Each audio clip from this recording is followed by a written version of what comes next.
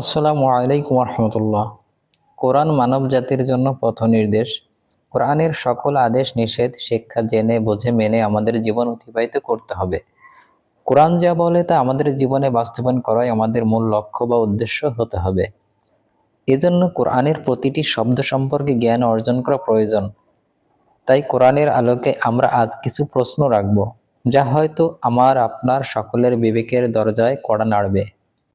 অনুগ্রহ করে প্রশ্নগুলো মনোযোগ সহকারে শুনুন। আমরা আলোচনা করব আমাদের আদায়কৃত নামাজ কোরআনে প্রমাণিত কিনা। আমরা তা কোরআনের আলোকে জানতে চেষ্টা করব। আমরা আজ ভিন্ন দৃষ্টিকোণ থেকে আলোচনা করতে চেষ্টা করব।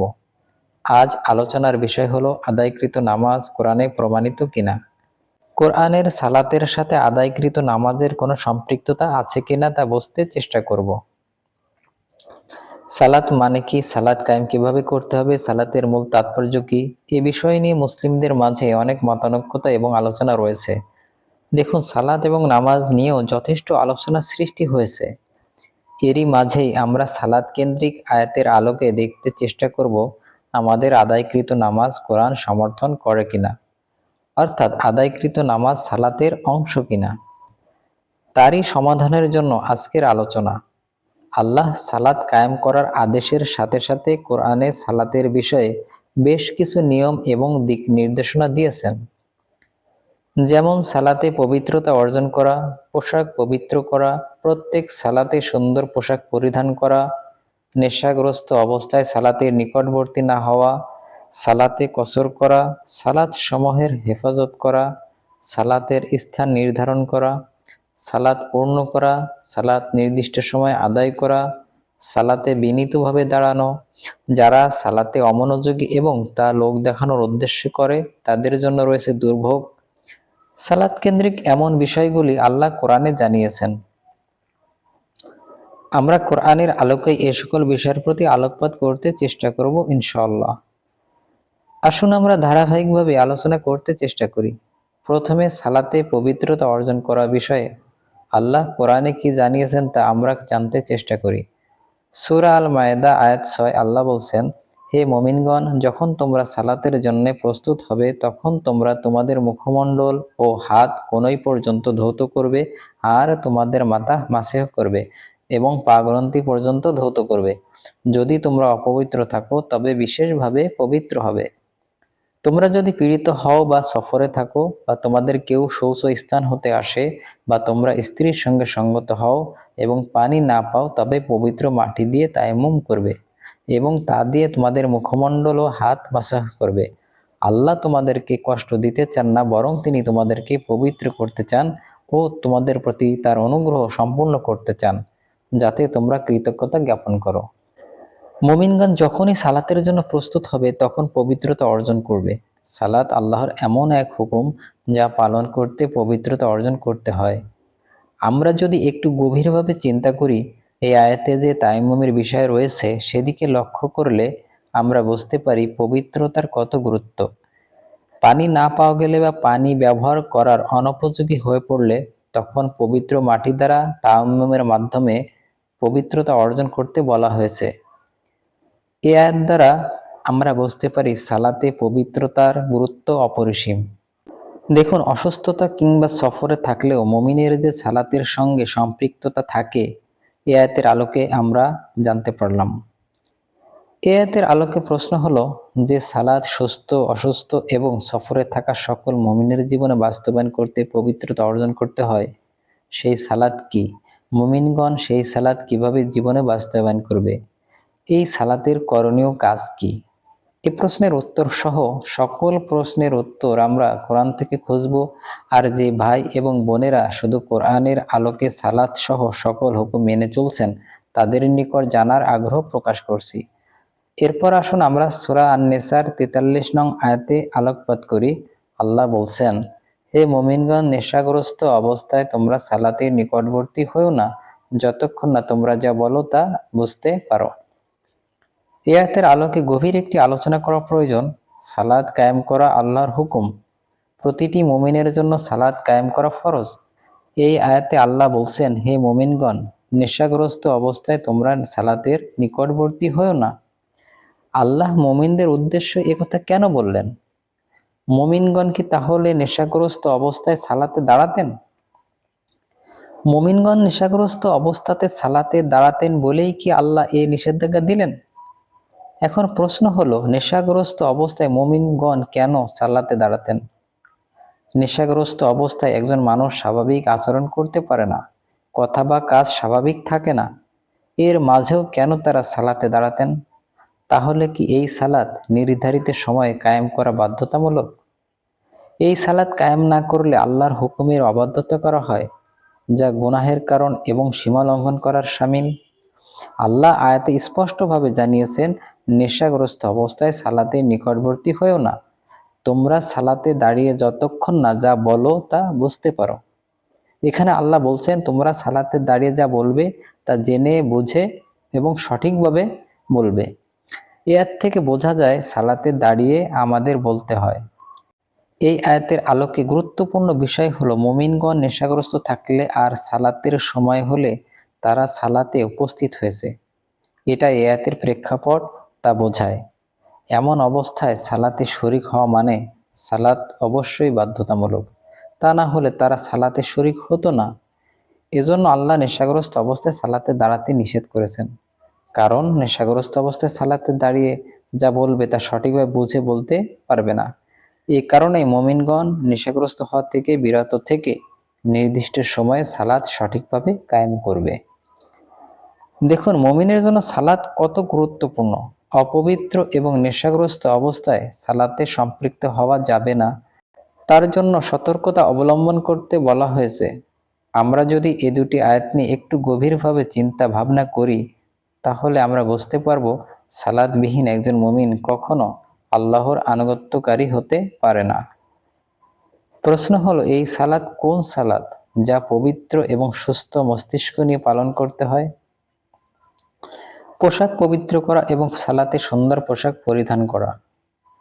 পোশাক পবিত্র রাখা এবং সালাতে পোশাক পরিধান করা বিষয়ে আল্লাহ সূরা আল মুদ্দাসসির এবং সূরা আল আরাফের দুটি আয়াতে এই বিষয়টা জানিয়েছেন।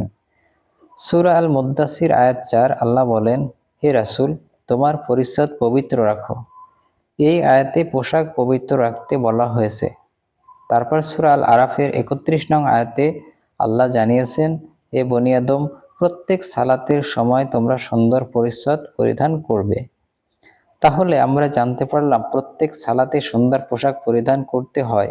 এই সুন্দর পোশাক পরিধান করে মুমিনগণ কোন সালাত কায়েম করবে? এই আয়াতের আলোকে এটা আমাদের জানার প্রশ্ন। সালাতের জন্য স্থান নির্ধারণ করা।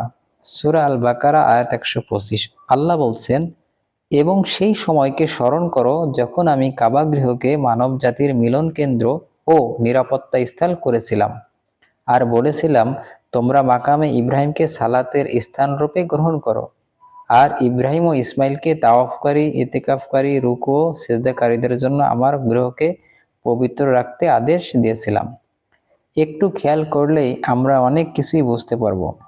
আল্লাহ মাকামে ইব্রাহিমকে সালাতের স্থান হিসেবে নির্ধারণ করতে বললেন এবং ইব্রাহিম আলাইহিসসালাম এবং ইসমাইল আলাইহিসসালামকে কাবা গৃহকে পবিত্র রাখতে বললেন তাওয়াফ, ইতিকাফ, রুকু এবং সিজদা করার জন্য। এর দ্বারা পরিষ্কারভাবে বোঝা যায় যে সালাতের জন্য স্থান নির্ধারণ করতে হয়, সেই স্থান আবার পবিত্র রাখতে হয়, কেননা তাওয়াফ, ইতিকাফ, রুকু, সিজদা করার জন্য। আমরা এর থেকে জানতে পারলাম সালাতে নির্ধারিত স্থান রয়েছে এবং সালাতে রুকু এবং সিজদা রয়েছে। এই আয়াতের আলোকে জানার বিষয় হলো, সালাতে নির্ধারিত স্থানে রুকু সিজদার মাধ্যমে কিভাবে সালাত কায়েম করতে হবে। সালাতের হেফাজত। সূরা আল বাকারা আয়াত 238 আল্লাহ বলছেন, তোমরা সালাতের প্রতি যত্নবান হবে, বিশেষত মধ্যবর্তী সালাতের, এবং আল্লাহর উদ্দেশ্যে তোমরা বিনীতভাবে দাঁড়াবে।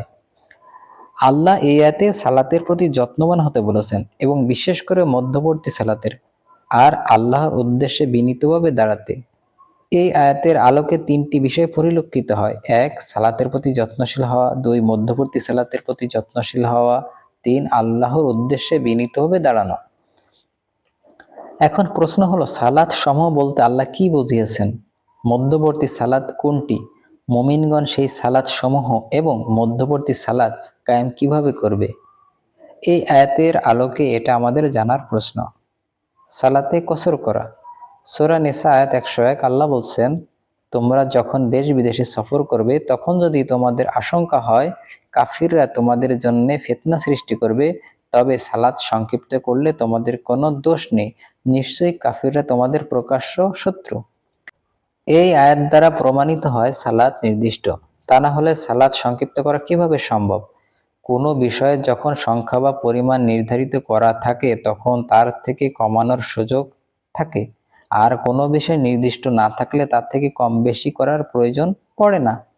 তাহলে যে সালাত সফরে থাকলে কাফের ফিতনার আশঙ্কা হলে সংক্ষিপ্ত করা যায় এবং আল্লাহর নিকট তা কোনো অপরাধ নয়, সেই সালাত কি আমরা কিভাবে জানতে পারবো? দেখুন, সালাত কায়েম না করা অপরাধ, এটা এয়াতে প্রমাণিত। আল্লাহ বলছেন সালাত কসর করাতে কোনো দোষ নেই যদি কাফের ফিতনার আশঙ্কা থাকে। ফিতনার আশঙ্কা থাকার কারণে সালাত সংক্ষিপ্ত করলে দোষ নেই। এই কথা দ্বারা আমরা বুঝতে পারি সালাত কায়েম করা বাধ্যতামূলক। যে সালাত কায়েম করা বাধ্যতামূলক, যে সালাত ফিতনার ভয়ে সংক্ষিপ্ত করা যায়, সেই সালাত কি তা আমাদের জানা কত গুরুত্বপূর্ণ তা হয়তো আমরা বুঝতে পারছি। আরও লক্ষণীয় একটি বিষয় হলো সালাত কসর করা যায় কাফেরের ফিতনার আশঙ্কা থাকলে, কিন্তু সালাত থেকে বিরত থাকা যায় না। সালাত পূর্ণ করা বিষয়ে আল্লাহ কি বলছেন? সূরা নিসা আয়াত 103 আল্লাহ বলেন, যখন তোমরা সালাত সমাপ্ত করবে তখন দাঁড়িয়ে, বসে এবং শুয়ে আল্লাহকে স্মরণ করবে। যখন তোমরা নিরাপদ হবে তখন যথাযথ সালাত কায়েম করবে। নির্ধারিত সময়ে সালাত কায়েম করা মুমিনদের জন্য ফরজ। এই আয়াতের আলোকে জানার বিষয় হলো কোন সালাত সমাপ্ত করা যায়। সালাত শেষ হলে দাঁড়িয়ে, বসে, শুয়ে আল্লাহকে কিভাবে স্মরণ করতে হবে। যথাযথ সালাত বলতে আল্লাহ কোন সালাতের কথা বলেছেন, সেই সালাত কিভাবে কায়েম করতে হবে, আর নির্ধারিত সময়ের সালাত কি এবং তা কিভাবে পালন করতে হবে। এই সালাত সার্বক্ষণিক সালাত নয়। সার্বক্ষণিক সালাত কখনো সমাপ্ত করা যায় না, আর সার্বক্ষণিক সালাত এবং পবিত্রতা অর্জন করার সালাত এক হতে পারে না। সার্বক্ষণিক সালাত কায়েম করতে সকল সময় শরীর পবিত্র রাখাও সম্ভব নয়, কেননা মানুষের শরীরে অপবিত্রতার বিষয় রয়েছে। ইয়াতে সালাত নিয়ে যথেষ্ট গবেষণামূলক বিষয় রয়েছে, একটু মনোযোগ দিয়ে অনুধাবন করতে হবে। সালাতে অলসতা এবং অমনোযোগী। সূরা নিসা আয়াত 142, নিশ্চয়ই মুনাফিকরা আল্লাহর সঙ্গে ধোঁকাবাজি করে, বস্তুত তিনি তাদেরকে এর শাস্তি দেন, আর যখন তারা সালাতে দাঁড়ায় তখন শৈথিল্যের সঙ্গে দাঁড়ায়, কেবল লোক দেখানোর জন্য, এবং আল্লাহকে তারা অল্পই স্মরণ করে। এই আয়াতে মুনাফিকদের উদ্দেশ্যে আল্লাহ বলছেন, তারা সালাতে যখন দাঁড়ায় অলসতার সাথে দাঁড়ায় এবং তা লোক দেখানোর উদ্দেশ্য করে, আল্লাহকে তারা অল্পই স্মরণ করে। এই আয়াত থেকে প্রমাণিত হয় সালাতে দাঁড়াতে হয় এবং একজন মুমিন সালাতে অলসতা প্রকাশ করতে পারে না এবং তা লোক দেখানোর জন্য নয়। তাহলে মুনাফিকরা কোন সালাত কায়েম করতে অলসতা বা লোক দেখানোর জন্য করত?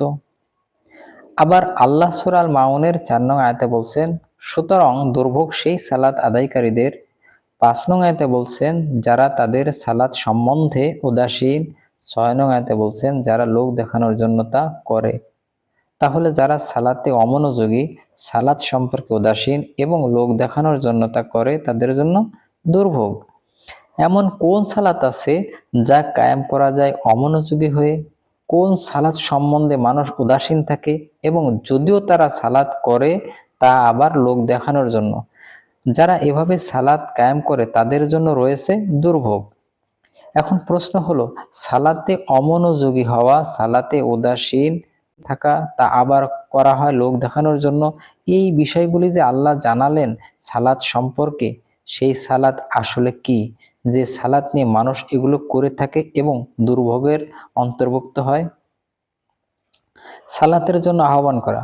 সূরা আল মায়েদা আয়াত 58 আল্লাহ বলছেন, তোমরা যখন সালাতের জন্য আহ্বান করো তখন তারা একে হাসি তামাশা ও ক্রীড়ার বস্তুরূপে গ্রহণ করে। এটা এই কারণে যে তারা এমন এক সম্প্রদায় যাদের বোধশক্তি নেই। দেখুন, এতে সালাতের জন্য আহ্বান করা হয়, তখন তারা সালাতকে হাসি তামাশা ক্রীড়ার বস্তুরূপে গ্রহণ করে। আয়াতের আলোকে একটা বিষয় স্পষ্ট হয়ে যায়, তা হলো সালাতের জন্য আহ্বান করা হয়। এখন আমাদের জানার বিষয় হলো কোন সালাতের জন্য আহ্বান করা হয় এবং আহ্বানের মাধ্যমে কোন সালাত কায়েম করতে বলেছেন। সূরা আনফাল আয়াত 35 আল্লাহ বলছেন, কাবা গৃহের নিকট শুধু শীষ ও করতালি দেওয়াই তাদের সালাত, সুতরাং কুফরের জন্য তোমরা শাস্তি ভোগ করো। দেখুন, কাবা গৃহের নিকট শুধু শীষ দেওয়া, হাততালি দেওয়াকে সালাত মনে করত, অথচ এটা আল্লাহর নিকট কুফরি। যারা এমন করেছে তাদের জন্য শাস্তি। এ আয়াতের প্রেক্ষাপট বিশ্লেষণ করলে দেখা যায় কাবা গৃহ কেন্দ্রিক সালাত রয়েছে। এই কাবা গৃহের সালাত কি? মসজিদ সময়ের হেফাজত করা, সূরা আত-তাওবা আয়াত 18। তারাই তো আল্লাহর মসজিদের রক্ষণাবেক্ষণ করবে যারা ঈমান আনে আল্লাহ ও আখিরাতে, আর সালাত কায়েম করে, যাকাত দেয় এবং আল্লাহ ব্যতীত অন্য কাউকে ভয় করে না। কাজেই আশা করা যায় তারা হবে সৎপথ প্রাপ্তদের অন্তর্ভুক্ত। এই আয়াতে মসজিদের রক্ষণাবেক্ষণ করবে কারা, তাদের সংজ্ঞা আল্লাহ জানিয়েছেন।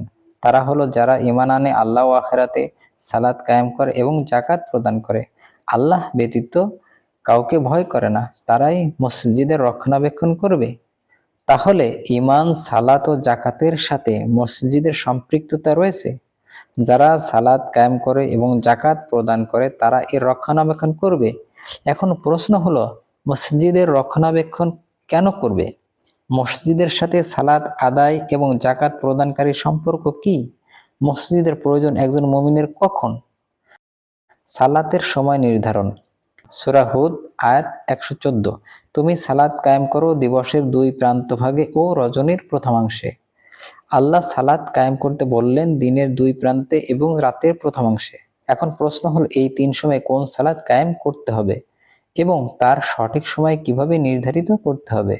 আল্লাহ সূরা বনী ইসরাইলের 58 আয়াতে বলছেন, সূর্য হেলে পড়বার পর হতে রাত্রির ঘন অন্ধকার পর্যন্ত সালাত কায়েম করবে এবং কায়েম করবে ফজরের সালাত, নিশ্চয়ই ফজরের সালাত উপস্থিতির সময়। দেখুন, সূর্য হেলে পড়ার পর হতে রাত্রির ঘন অন্ধকার পর্যন্ত সালাত কায়েম করতে বললেন এবং ফজরের সালাত। সূর্য হেলে পড়ার সময়টা কখন? আমরা সকলেই জানি সূর্য যখন মাথার উপর থাকে তখন আমরা বলি সূর্য মাঝামাঝি অবস্থান করছে। তার কিছু সময় পর সূর্য পশ্চিম দিকে হেলে পড়ে। আমাদের জানা যদি সঠিক হয় তাহলে সূর্য হেলে পড়ার পর থেকে রাতের ঘন অন্ধকার পর্যন্ত বেশ লম্বা একটা সময়। এখন প্রশ্ন হলো, এই লম্বা সময় ধরে আমরা কোন সালাত কায়েম করব? তারপর ফজরের সালাত কায়েম করতে হবে। ফজরের সালাত কি? আমরা ফজরের সালাত কায়েম কিভাবে করব এবং আমরা ফজরের সালাত সম্পর্কে কিভাবে জানব? সূরা আন-নূর আয়াত 58 আল্লাহ বলছেন, হে মুমিনগণ, তোমাদের ডান হাত যার মালিক হয়েছে এবং তোমাদের মধ্যে যারা প্রাপ্তবয়স্ক হয়নি তারা যেন অবশ্যই 3 সময়ে অনুমতি গ্রহণ করে। ফজরের সালাতের পূর্বে, দুপুরে যখন তোমরা তোমাদের পোশাক খুলে রাখো এবং এশার সালাতের পর। এখানেও ফজরের সালাতের সাথে এশার সালাতের কথা আল্লাহ বলেছেন। তাহলে ফজরের সালাত এবং এশার সালাত অর্থাৎ সময় নির্ধারিত সালাত আসলে কি এবং মুমিনগণ তা কিভাবে বাস্তবায়ন করবে? এমন সময় নির্ধারিত সালাত কায়েমের কথা আরও কয়েকটি সূরায় এসেছে, যেমন সূরা তহা আয়াত 130, সূরা রুম আয়াত 17-18, সূরা কাফ আয়াত 39-40। এতগুলো আয়াতে নির্ধারিত সময়ে সালাত কায়েম করতে বললেন আল্লাহ। তা সঠিকভাবে নির্ণয় কিভাবে হবে? তার নির্ণয়ের পদ্ধতি বা কি?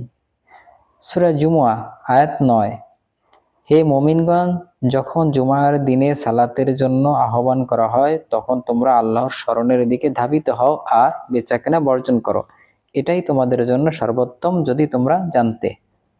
এই আয়াতে জুমার দিনে সালাতের জন্য মুমিনগণকে আহ্বান করা হয়। আহ্বানের উদ্দেশ্য হলো আল্লাহর স্মরণ।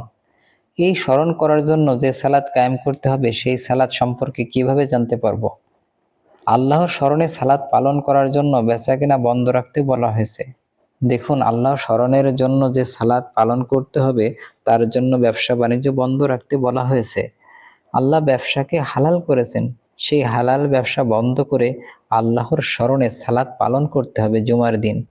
একটু গভীরভাবে চিন্তা করলে এতে যে সালাতের কথা বলা হয়েছে তার গুরুত্ব যে অপরিসীম তা বুঝতে পারবো। একজন মুমিন সার্বক্ষণিক আল্লাহর স্মরণে থাকবে, ব্যবসা বাণিজ্য কাজ কর্ম করতে সকল বৈধ কাজের মাঝে আল্লাহর স্মরণ রাখবে। এর মাঝে জুমার দিনে আহ্বানের মাধ্যমে সালাতে সম্মিলিতভাবে অংশগ্রহণ করতে কেন বললেন? এখানে সম্মিলিত শব্দ আয়াতে নেই, কিন্তু বেচাকেনা করতে ক্রেতা এবং বিক্রেতা মিলে অনেক মানুষ একত্রিত হয়, তাই সম্মিলিত বা দলবদ্ধ বিষয় আয়াতের প্রেক্ষাপট অনুযায়ী বলা যায়। তারপরের আয়াতে আল্লাহ বলছেন, সূরা জুমা আয়াত 10, অতঃপর যখন সালাত সমাপ্ত হবে তখন তোমরা পৃথিবীতে ছড়িয়ে পড়ো আর আল্লাহর অনুগ্রহ হতে অনুসন্ধান করো এবং আল্লাহকে বেশি বেশি স্মরণ করো যাতে তোমরা সফল হতে পারো। এখানেও সূরা নেসা আয়াত 103-এর মতো একই কথা বলেছেন সালাত সমাপ্ত করার কথা। এই আয়াতে আল্লাহ বলছেন, সালাত সমাপ্ত হলে তোমরা আল্লাহর অনুগ্রহ হতে অনুসন্ধান করো এবং আল্লাহকে বেশি বেশি স্মরণ করতে বললেন।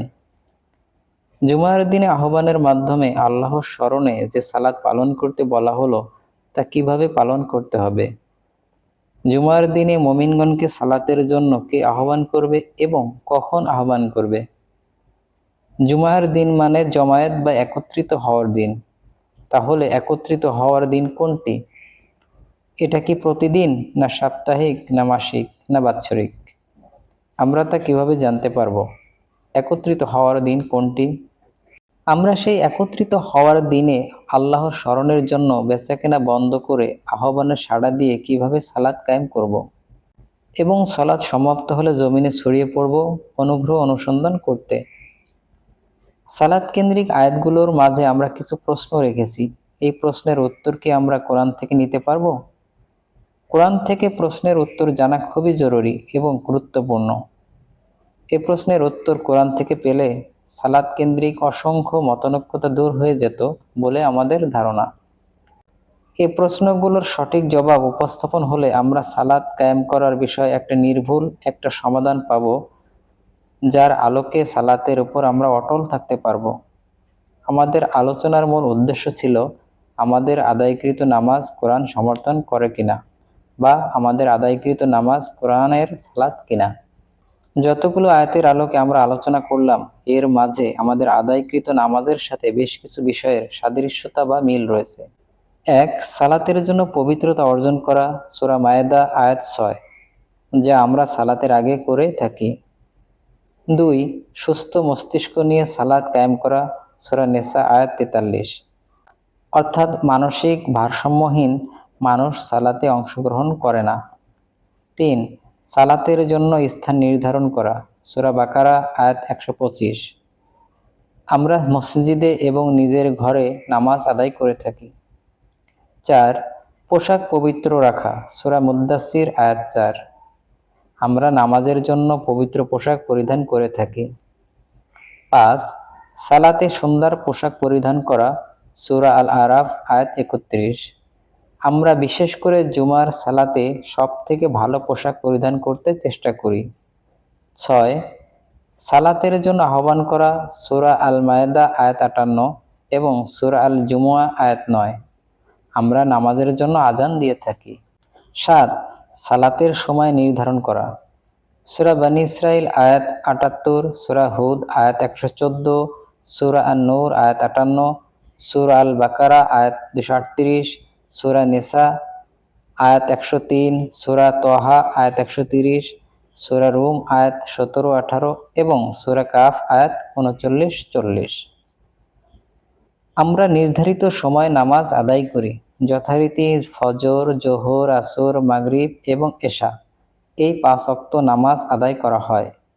8. সালাত সমাপ্ত করার আয়াত, সূরা আল জুমুয়া আয়াত 10, সূরা নিসা আয়াত 103, আমরা 5 ওয়াক্ত নামাজ আদায় করার পর দুনিয়ার সকল প্রয়োজন মেটানোর জন্য অগ্রসর হই। 9. দলবদ্ধভাবে সালাতে অংশগ্রহণ করা, সূরা জুমুয়া আয়াত 9, আমরা প্রতিদিন 5 ওয়াক্ত নামাজ দলবদ্ধ হয়ে একসাথে আদায় করি। 10. মসজিদের রক্ষণাবেক্ষণ, সূরা আত-তাওবা আয়াত 18, আমরা নামাজের জন্য মসজিদ নির্মাণ করি, তা পরিষ্কার পরিচ্ছন্ন রাখি নামাজ আদায় করার জন্য। এই হলো বেশ কিছু আয়াতের সাথে আমাদের আদায়কৃত নামাজের সাদৃশ্য বা মিল। এই সাদৃশ্য বা মিল কি আদায়কৃত নামাজের ইঙ্গিত করে? প্রিয় মুসলিম ভাই ও বোনেরা, আমরা সালাত কেন্দ্রিক যতগুলো আয়াতের আলোকে আলোচনা করলাম তার মাঝে আমাদের আদায়কৃত নামাজের বেশ কিছু বিষয় পরিলক্ষিত হয়। এখন প্রশ্ন হলো, এই সকল বিষয়ের মধ্যে আদায়কৃত নামাজের সাদৃশ্যতা থাকলেও আমাদের আদায়কৃত নামাজের নিয়ম কানুন পূর্ণাঙ্গ রূপে নেই। তাহলে আমরা কিভাবে সালাত আদায় করব? এ বিষয়ে সমাধানের আগে একটা বিষয় স্পষ্ট হওয়া খুবই দরকার। তা হলো সালাত কেন্দ্রিক যতগুলো আয়াত আমরা উপস্থাপন করলাম, সব আয়াত কি আমরা কোরআনের আলোকে আমাদের জীবনে বাস্তবায়ন করতে পারবো? কোরআনের আলোকে উপস্থাপিত আয়াত সহ কোরআনের প্রতিটি আয়াত আমাদের বুঝতে হবে এবং সেই অনুযায়ী জীবনে বাস্তবায়ন করতে হবে। এজন্যই আল্লাহ মানব জাতির জন্য কোরআন নাজিল করেছেন। কোরআনের সকল বিষয় আমরা কোরআন থেকে বুঝতে না পারলে তখন আমরা কি করব? আমরা কি কোরআনের সকল বিষয় সঠিকভাবে মতানৈক্যতা ছাড়া বুঝতে পারছি?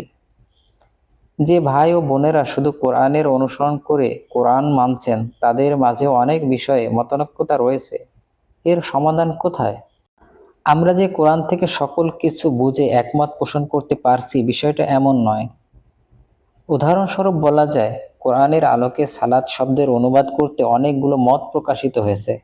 যেমন সালাত মানে সংযোগ বা যোগাযোগ, সালাত মানে দায়িত্ব, সালাত মানে আল্লাহর স্মরণ। আবার সজল রোশন ভাই বলছেন সালাত মানে শুধু নামাজ নয়, এর ব্যাপকতা অনেক গভীর। সালাতের এমন কিছু অর্থ করা হয়েছে যা দ্বারা কোরআনে আনীত সকল সালাত শব্দের অনুবাদ এক অর্থ দিয়ে সকল ক্ষেত্রে মিলছে না। এরপর আসুন জাকাতের বিষয়। জাকাত কি? জাকাত প্রদান কিভাবে করতে হবে, এ নিয়েও রয়েছে মতানৈক্যতা। তারপর সিয়ামের বিষয়টা অমীমাংসিত। সিয়াম পালন করতে হবে নির্দিষ্ট কয়েকদিন। এই নির্দিষ্ট কয়েকদিন বলতে মূলত কয়দিন, এ নিয়ে রয়েছে মতানৈক্যতা। কেউ পালন করছেন 10 দিন, কেউ পালন করছেন 1 মাস। আবার প্রশ্ন আসছে, রমাদান মাস কোরআনের আলোকে কিভাবে শনাক্ত করব? কোরআনে বছর গণনায় মাস 12টি, একথা বলা হয়েছে। কোরআনে মাসের নাম উল্লেখ করা হয়েছে একটি, তা হলো রমাদান মাস। আবার নিষিদ্ধ মাস রয়েছে 4টি। কোরআন দিয়ে রমাদান মাস সহ নিষিদ্ধ 4টি মাস শনাক্ত করা সম্ভব হয়নি। এমন অনেক আয়াত নিয়ে কোরআনের অনুসরণ করতে যাওয়া অনেক ভাই ও বোনেরা মতানৈক্যতায় রয়েছেন। তাহলে এই মতানৈক্যতার সমাধান কোথায়? এই মতানৈক্যতার সমাধানের রাস্তা হলো একটি, তা হলো রাসূল সাল্লাল্লাহু আলাইহি ওয়াসাল্লামের জীবনের মাঝে। কোরআন নাজিলের পুরা জীবনটাই হলো সকল সমস্যার সমাধান। আমরা শান্ত এবং স্থিরভাবে একটু মনোযোগ সহকারে একটা বিষয় বুঝতে চেষ্টা করি। তা হলো এই কোরআন নাজিল হয়েছে রাসূল সাল্লাল্লাহু আলাইহি ওয়াসাল্লামের উপর। এটা আমরা সকলেই জানি। রাসূল সাল্লাল্লাহু আলাইহি ওয়াসাল্লাম কোরআন মেনে জীবন অতিবাহিত করেছেন এবং তিনি মানুষের নিকট এই কোরআন পৌঁছিয়েছেন। দেখুন, রাসূল সাল্লাল্লাহু আলাইহি ওয়াসাল্লাম তিনি মানুষ ছিলেন। কোরআনের আলোকে তা প্রমাণিত। রাসূল সাল্লাল্লাহু আলাইহি ওয়াসাল্লাম মানুষ হওয়ার কারণে আমরা কোরআন সম্পূর্ণ অনুসরণ করতে পারব। রাসূল সাল্লাল্লাহু আলাইহি ওয়াসাল্লামের নিকট কোরআনের যে কোনো আয়াত যখনই নাজিল হয়েছে, তখন তিনি তা মানুষের নিকট জানিয়ে দিয়েছেন। যখন কোনো আয়াত রাসূল সাল্লাল্লাহু আলাইহি ওয়াসাল্লাম প্রচার করেছেন, তখন কারো যদি আয়াত সম্পর্কে জানতে বা বুঝতে অসুবিধা হয়েছে, নিশ্চয়ই তারা রাসূল সাল্লাল্লাহু আলাইহি ওয়াসাল্লামকে জানিয়েছেন। তখন তিনি সে আয়াতের বিষয়ে তার ব্যাখ্যাও করেছেন। এটাই স্বাভাবিক, কেননা যিনি কোরআন প্রচার করছেন তিনি তো বুঝিয়ে দিবেন। একটা গুরুত্বপূর্ণ বিষয় হলো, কোরআন নাজিল হয়েছে মানব জাতির হিদায়াতের জন্য। তাই কোরআন মুমিনের জীবনে বাস্তবায়ন করতে অবশ্যই রাসূল সাল্লাল্লাহু আলাইহি ওয়াসাল্লাম সকল বিষয় স্পষ্ট করে বুঝিয়ে দিয়েছেন, কারণ এটা মানব জাতির জন্য পথনির্দেশ। উদাহরণস্বরূপ বলা যায়, সূরা মায়েদা আয়াত 6 যখন রাসূল সাল্লাল্লাহু আলাইহি ওয়াসাল্লাম প্রচার করেছেন, তখন কি তিনি বলেননি, তোমরা এই সালাত কায়েম করার জন্য মুখমণ্ডল, হাতের কনুই, মাথা এবং 2 পায়ের গ্রন্থি পর্যন্ত ধৌত এবং মাসহ করবে? এটা কি স্পষ্ট করেননি? জাকাতের আয়াতের কথা যখন বলেছেন, তোমরা তোমাদের সম্পদ থেকে এইভাবে জাকাত প্রদান করবে, তোমাদের সম্পদ এমন পর্যায়ে পৌঁছালে জাকাত প্রদান করবে। এক কথায় বলা যায়, সকল আয়াতের ব্যাপারে রাসূল সাল্লাল্লাহু আলাইহি ওয়াসাল্লাম বিস্তারিতভাবে বর্ণনা করেছেন এবং তা সমাজে প্রতিষ্ঠিত। আসুন আমরা একটা বিষয় উপলব্ধি করি, রাসূল সাল্লাল্লাহু আলাইহি ওয়াসাল্লামের মৃত্যুর আগে কোরআন নাজিল করা হয়েছে। রাসূল সাল্লাল্লাহু আলাইহি ওয়াসাল্লামের মৃত্যুর পরে আর কোনো আয়াত নাজিল হয়নি। এটা কোরআন বলে। তার মানে কোরআন মানব জাতির জীবনে কিভাবে বাস্তবায়ন করতে হবে তা রাসূল সাল্লাল্লাহু আলাইহি ওয়াসাল্লামের জীবদ্দশায় পূর্ণতা পেয়েছে।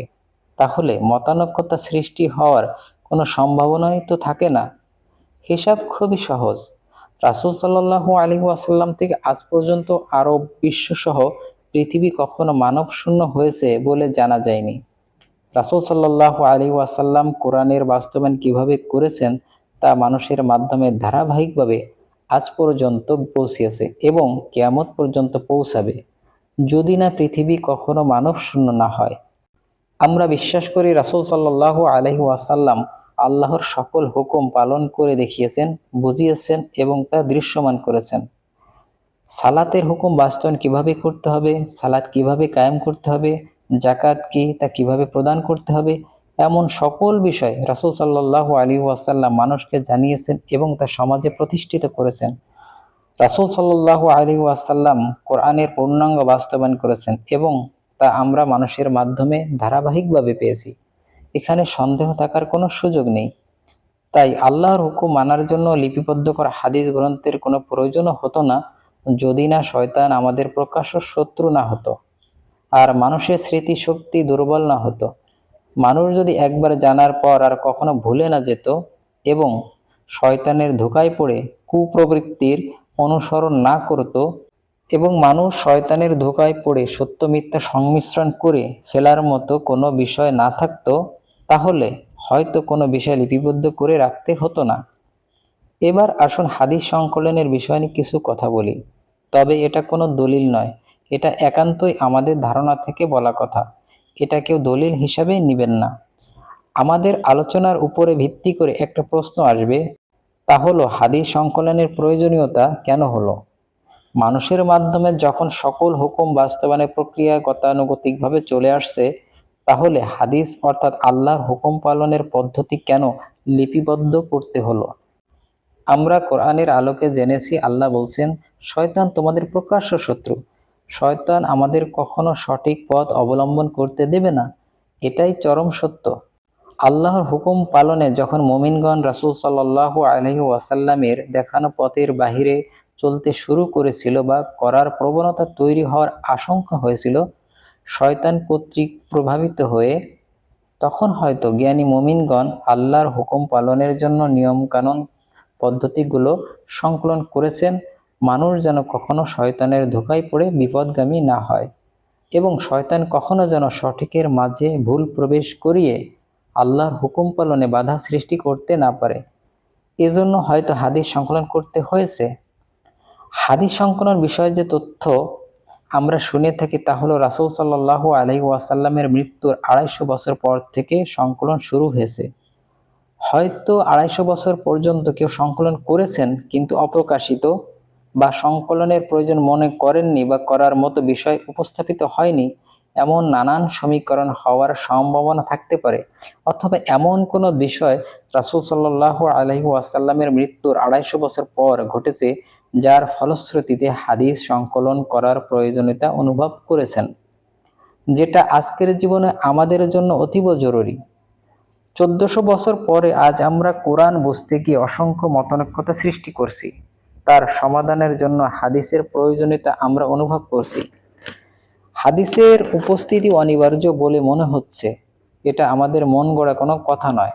আজ আমরা জানতে চাইছি সালাত কি, সালাত কিভাবে কায়েম করতে হবে, জাকাত প্রদান কিভাবে করতে হবে, সিয়াম পালন কিভাবে করতে হবে, সিয়াম পালন কয়দিন করতে হবে, রমাদান মাস কোনটি, নিষিদ্ধ ৪টি মাস কি কি, নিষিদ্ধ ৪টি মাস কিভাবে শনাক্ত করব, উপার্জিত সম্পদের প্রয়োজনের অতিরিক্ত দান করে দাও, এই প্রয়োজনের মানদণ্ড কিভাবে নির্ধারণ করতে হবে, এমন অসংখ্য সমস্যার সম্মুখীন আজ আমরা।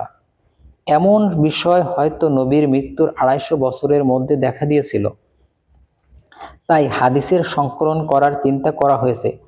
এখন প্রশ্ন হলো, হাদিস নিয়েও তো অসংখ্য মতভেদ রয়েছে, কোনটা সহিহ, কোনটা জয়ীফ, কোনটা জাল, কোনটা গ্রহণযোগ্য, কোনটা অগ্রহণযোগ্য, তা আমরা কিভাবে বুঝবো? আর এর সমাধান কোথায়?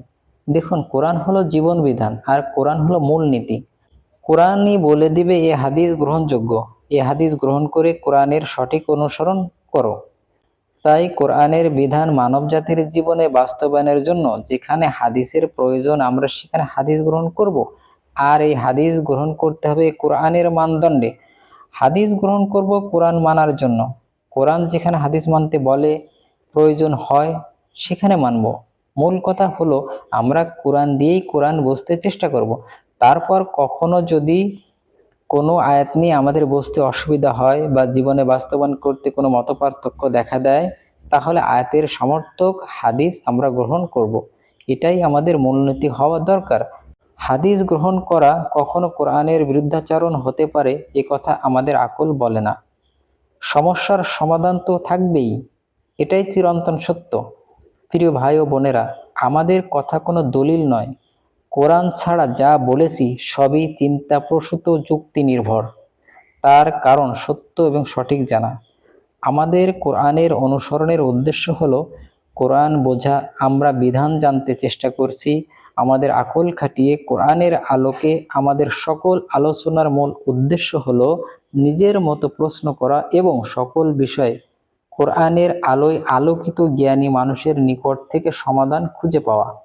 আমরা চাই সত্য উন্মোচিত হোক, দ্বিধা দ্বন্দ্ব বিভ্রান্তি দূর হোক। আমরা সকলে কোরআনের আলোয় আলোকিত হই।